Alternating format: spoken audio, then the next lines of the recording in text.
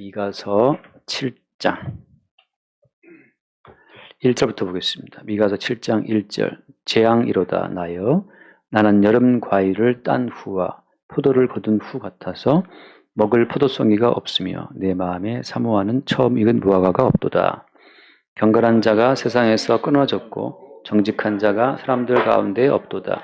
무리가 다 피를 흘리려고 매복하며 각기 그물로 형제를 잡으려 하고 두 손으로 악을 부지런히 행하는도다. 그 지도자와 재판관은 뇌물을 구하며 권세자는 자기 마음의 욕심을 말하며 그들이 서로 결합하니 그들의 가장 선한 자라도 가시 같고 가장 정직한 자라도 찔레 울타리보다 더하도다. 그들의 파수꾼들의 날 곧 그들 가운데 형벌의 날이 임하였으니 이제는 그들이 요란하리로다. 너희는 이웃을 믿지 말며 친구를 의지하지 말며 내 품에 누운 여인에게라도 내 입의 문을 지킬지어다. 아들이 아버지를 멸시하며 딸이 어머니를 대적하며 며느리가 시어머니를 대적하라니 사람의 원수가 곧 자기 집안의 신이다. 아멘. 오늘 말씀에 보면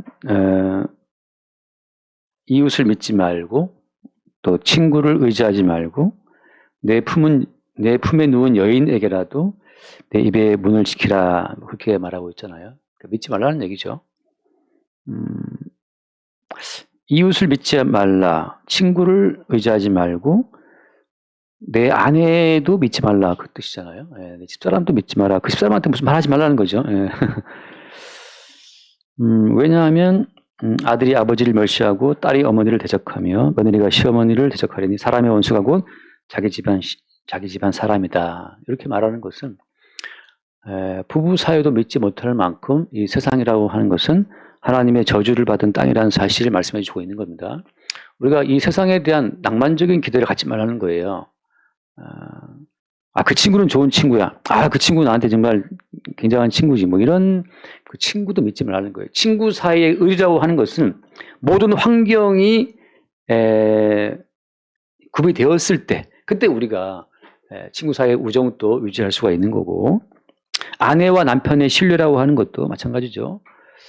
환경이 무척 어려워져 버리면 남편과 아내도 갈라서잖아요.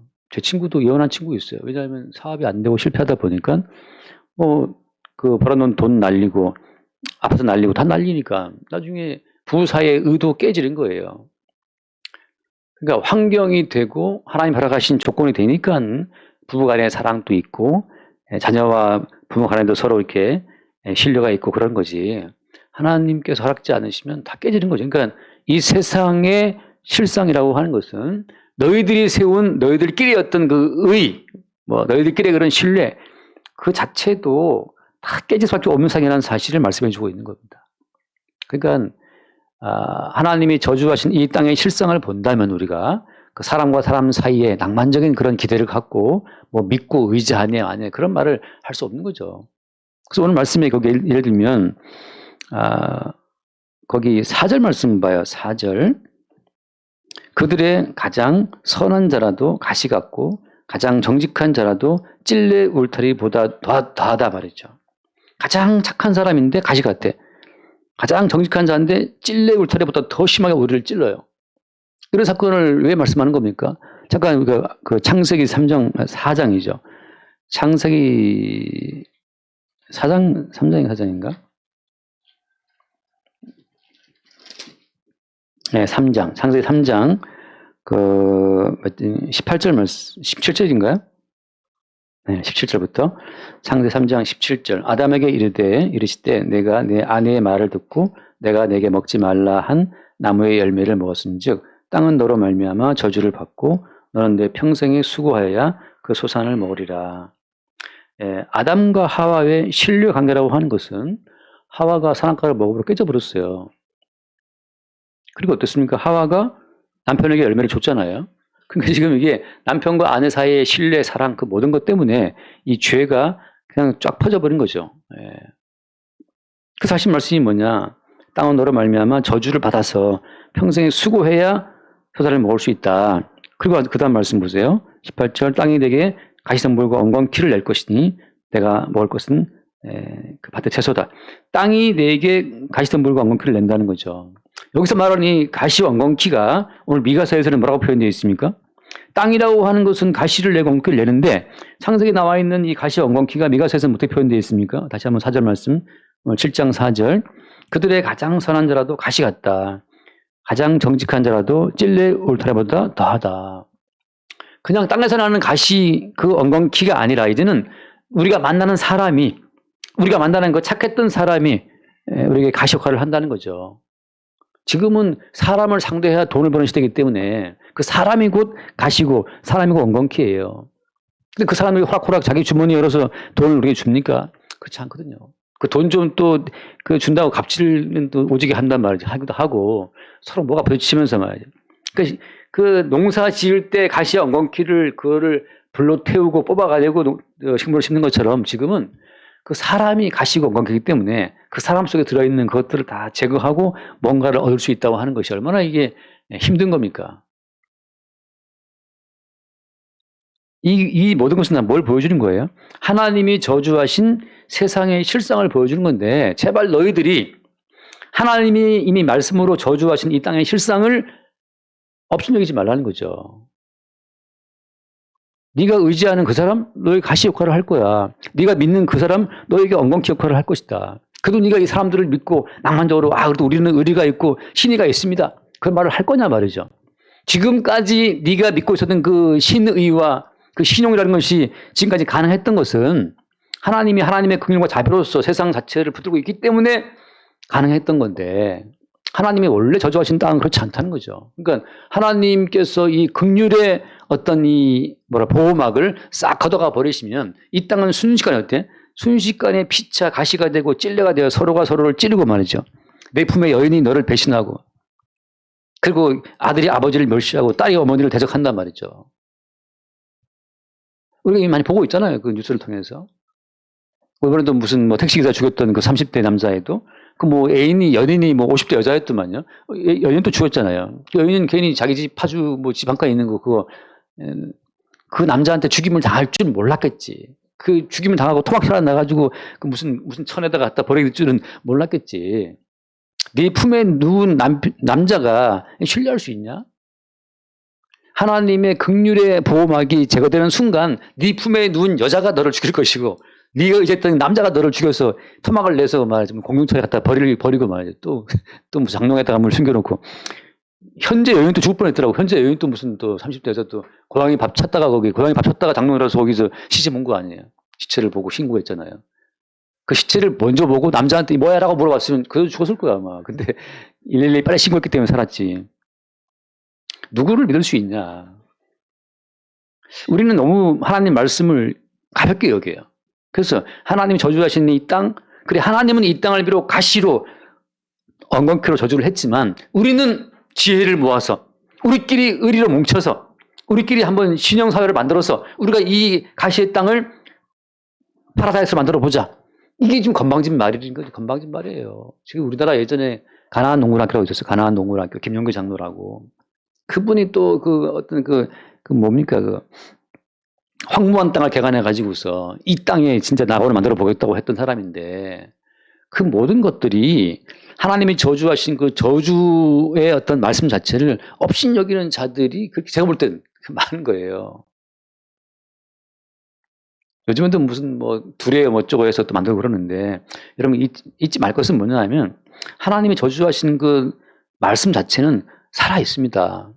다만 하나님이 어린 양, 정결한 제물로 죽임당한 어린 양 예수 그리스도로 말미암아서 이 땅에 긍휼을 입히실 뿐이에요. 그 그리스도 예수의 대신 죽으신 은총으로 말미암아 이 땅에 심음과 거둠과 여름과 겨울이 반복되는 것이고 우리가 살아갈 수 있고 최소한 우리가 부부간의 의리를 지키고 자녀와 그 부모간의 그 믿음을 지키고 살아가는 거죠. 근데 마침 워낙에 우리가 성실하고 워낙에 우리가 의리가 좋아서 하나님은 저주했지만 우리는 이 땅을 낙원으로 만들 수 있다. 그 오만한 소리를 한단 말이죠. 그들이 누구냐? 이스라엘이었어요.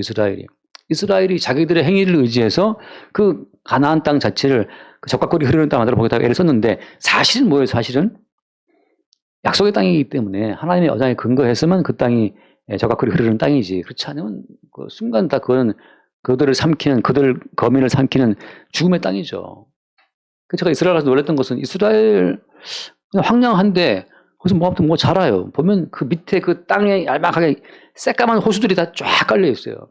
그 땅 밑에 전부 다 갈릴리 호수부터 아니면 어디입니까? 요단강 거기서 다 물을 끌어갖고 와가지고서 땅 밑에 새까만 호수가 다 쫙 깔려 있고 그 호수마다 가는 곳마다 다 이렇게 이 실구멍을 내가지고 계속 물이 이렇게 올라오게 만들었어요.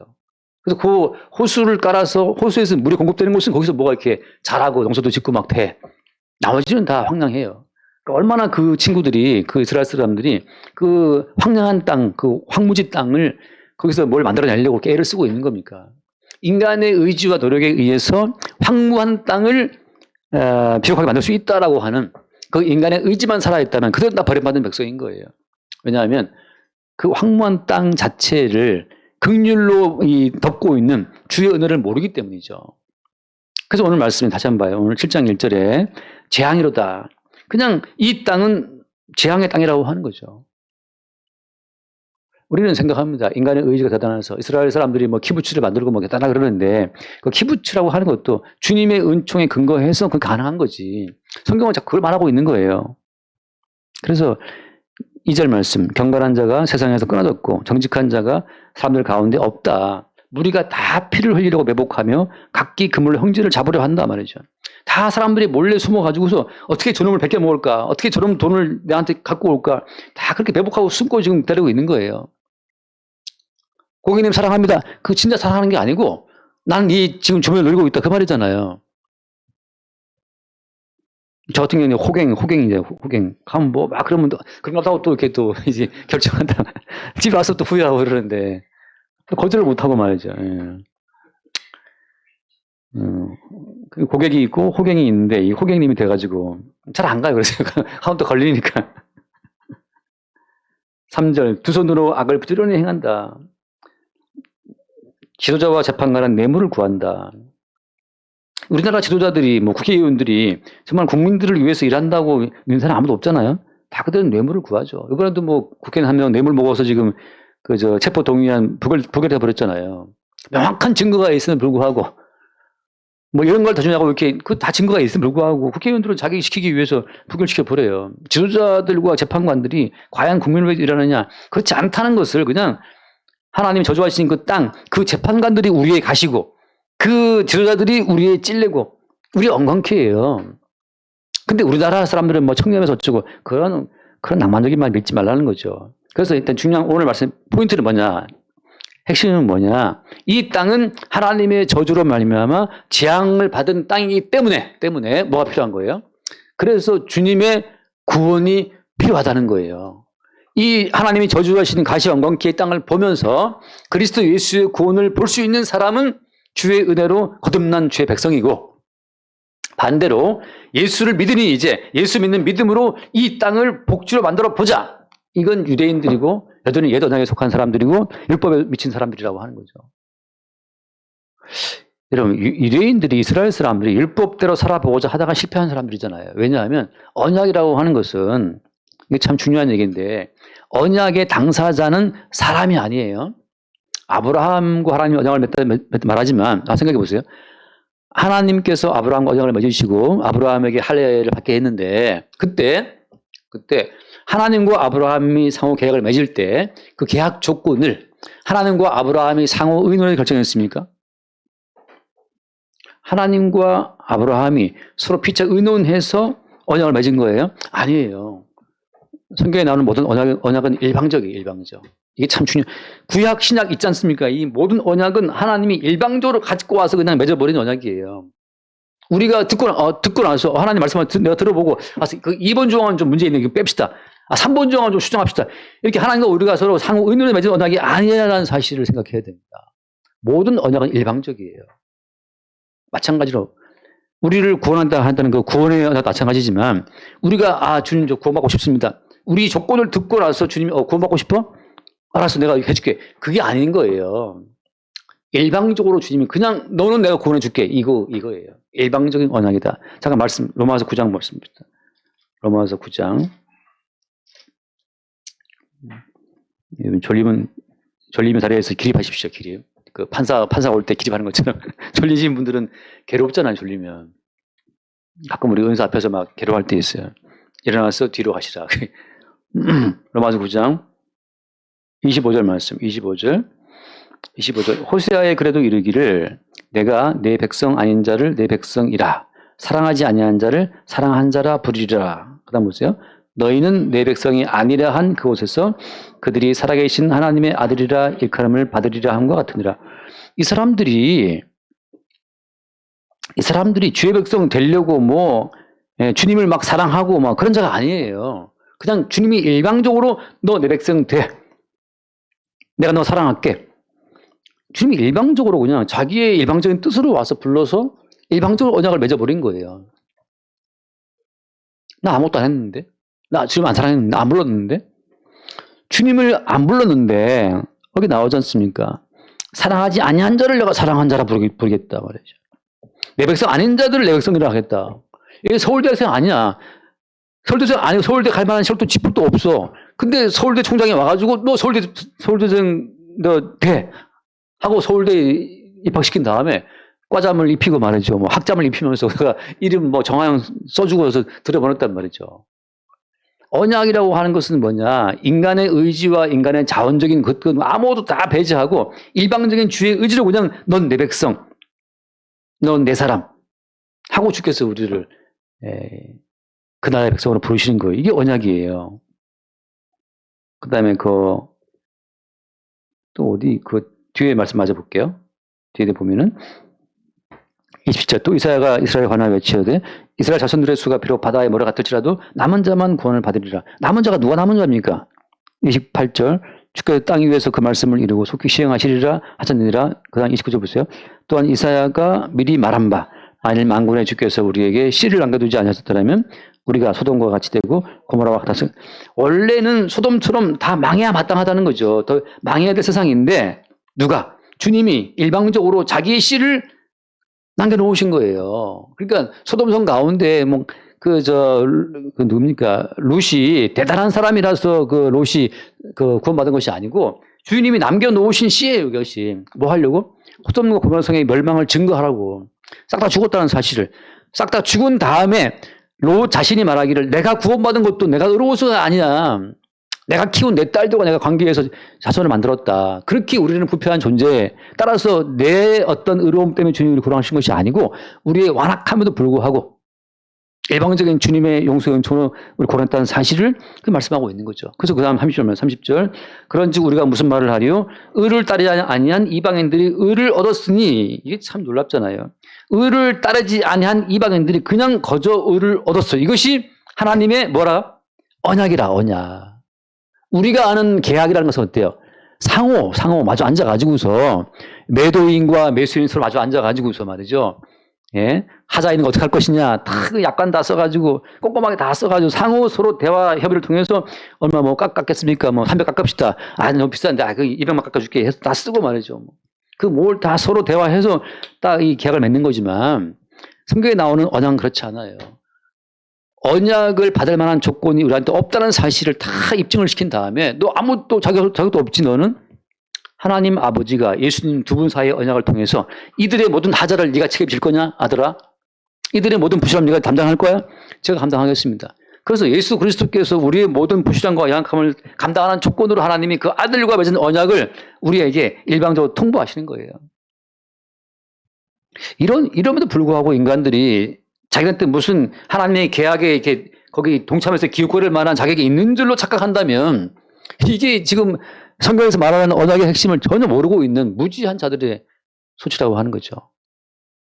그래서 의를 따르지 아니한 이방인들이 의를 얻었으니 곧 믿음에서 난 의요. 31절 의의 법을 따라간 이스라엘은 율법에 이르지 못하였으니 어찌 그리하냐. 그들이 믿음을 의지하지 않고 행위를 의지함이라. 자기 자신의 어떤 가능성을 믿고 나는 그래도 이렇게 선을 행할 수 있고 의가 무엇인지도 알고 말씀대로 살아갈 수가 있는데 라고 생각한다면 그들은 믿음을 따라가지 않고 행위를 의지하기 때문에 붙일 돌에 붙인다고 하는 거죠. 물론 교회 가운데 자기의 착함과 의로움 있는 사람이 그렇게 많아요. 그죠? 다 나름 한착함하는 교회 나와 앉아 있는 거잖아요.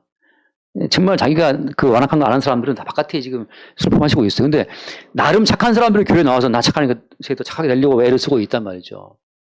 그러나 성경에서 언약을 증거할 때는 야, 니들이 가능성이 전혀 없기 때문에 하나님이 가시로 찔레로 저주하신 거고 하나님께서 예수를 보내서 우리의 구원자로 보내서 그 구원자로 오신 예수님께 우리의 모든 허물을 대신 짊어지어서 너희를 구원하신 거라는 거죠. 우리가 할 수 있었더라면 예수님이 왜 왔으며 왜 십자가에 못 박혀 죽었겠어요. 할 수 있어요. 우리 보고 하라 그러죠.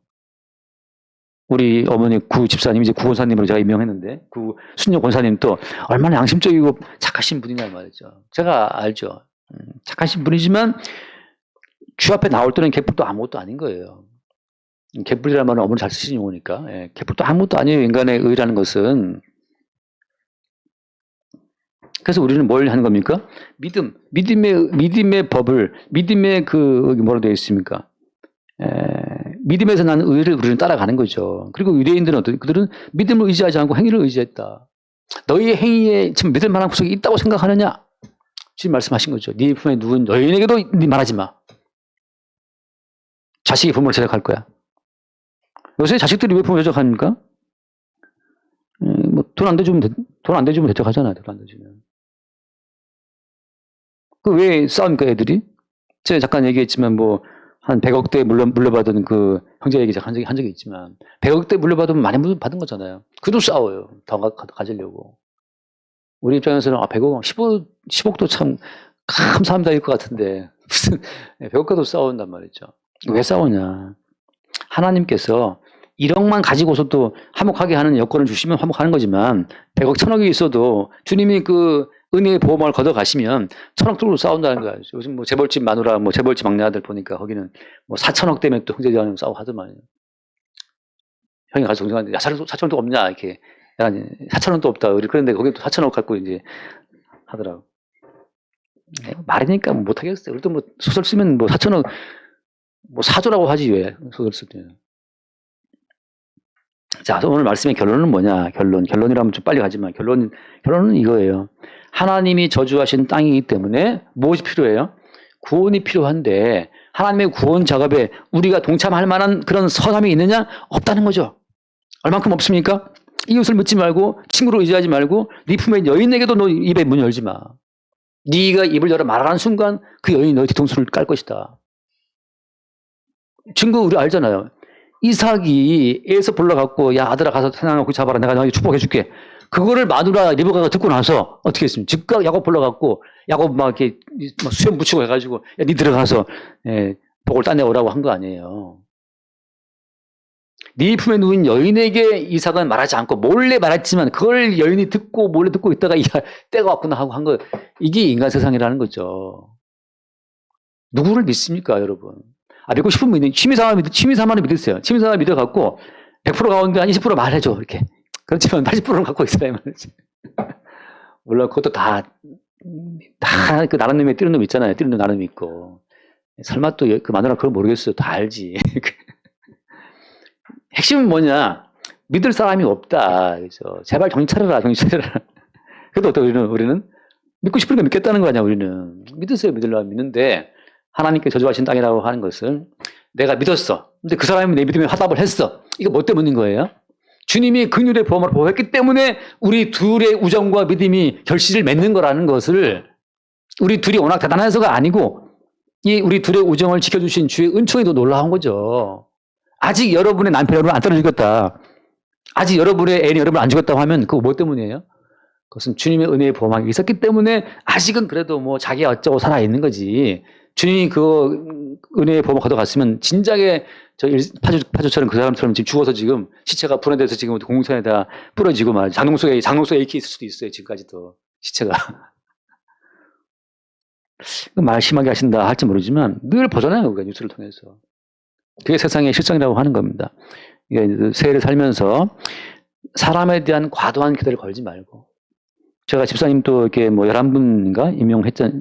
둘, 넷, 여섯, 여덟, 11분인데 권사님 한 분하고 12명의 직분자를 세웠는데 제가 이 직분자에게 과도한 믿음을 갖고 있다? 제가 혼날 짓이죠. 주님의 은혜의 보호막이 있을 때 집사 노릇을 하겠죠. 그죠? 근데 뭐 제가 집사님 불러다가 막 똑바로 하십시오 이렇게 말한다고 해서 제 말 듣고 또 하면 그게 사람 집단이지 그게 주님 교회겠어요. 제가 이럴 때 이래저래 말하지 않는 이유 아시겠습니까? 제가 이래저래 말한다고 될 것도 아니지만 되면 또 그게 목사의 교회지 그게 주님 교회겠냐고요. 알아서 참 애매한 말. 알아서 여러분의 은사를 따라 마음의 소원을 따라 선교 자리에서 섬기시면 그게 아름다운 거죠. 제가 지금 딱 보니까 딱 보면 각자 이제 각자의 은사 특징이 다 있는 것 같아요.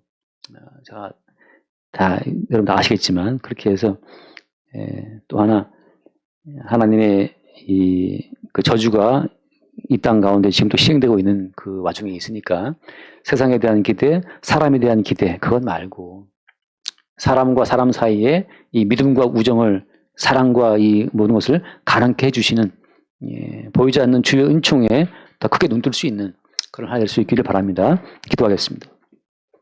하나님 아버지, 아들이 아버지를 멸시하고 딸이 어머니를 대적하는 이 저주받은 세상을 살면서 우리가 사람에 대한 참 주저없는 믿음이라든지 희망이나 기대를 걸지 않게 하시고 오직 우리의 모든 인간 관계를 가능케 하시는 주의 은총에 더 큰 기대와 믿음을 둘 수 있도록 우리를 이끌어 주옵소서. 우리가 기대했던 인간 관계가 무너지고 허물어지는 그 자리에 주의 은총이 발견될 수 있도록 인도하여 주시고 그렇게 허물어진 그 모든 자리와 흔적마다 주님의 십자가의 사랑과 용서의 은총만 새롭게 표현할 수 있도록 인도하여 주옵소서. 우리 주 예수 이름으로 기도드립니다.